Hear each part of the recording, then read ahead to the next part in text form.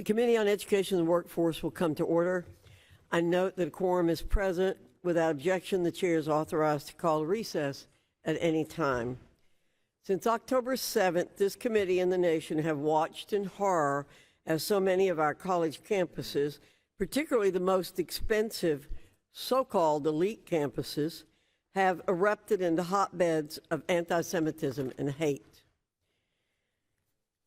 Dr. Shafiq, Mr. Schuser, Ms. Shipman, and Mr. Greenwald, you're here testifying today because Columbia University is one of the worst of those hotbeds, and we've seen far too little, far too late done to counter that and protect students and staff.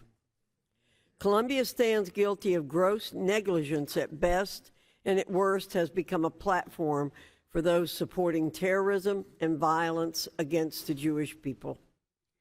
For example, just 4 days after the harrowing October 7 attack, a former Columbia undergraduate beat an Israeli student with a stick while shouting racial epithets. The following day, a crowd of anti-Israel protesters marched on the university's Kraft Center for Jewish Life, causing the building to be locked down and forcing Jewish students to shelter inside. More recently, on March 24, anti-Israel groups hosted a Resistance 101 event in a Columbia dorm featuring speakers linked to U.S. and Israel-designated foreign terrorist organizations, including the PFLP. Speakers explicitly endorsed terrorism and called on students to support it.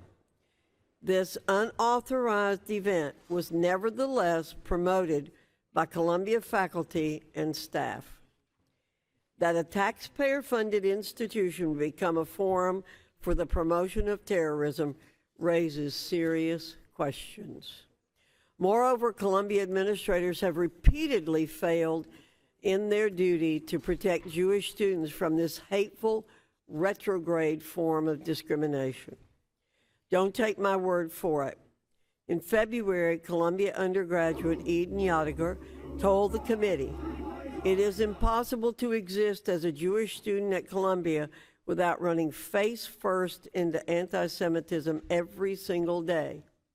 Jew hatred is so deeply embedded into campus culture that it has become casual and palatable among students and faculty and neglected by administrators," end quote. Let me repeat, neglected by administrators. Eden and some of her fellow Jewish classmates are in attendance today. I believe they deserve direct and clear answers about how you will address their concerns. I need not remind you that this is not just a moral duty, but a legal duty set forth in Title VI of the Civil Rights Act of 1964. Finally, as the committee convenes today to conduct its solemn oversight duty of post-secondary education, I can confidently say that never has this duty been more important. The raw, visceral reaction of the nation to the unveiling of anti-Semitism at so-called elite institutions is indicative of the growing disconnect between the people and those universities.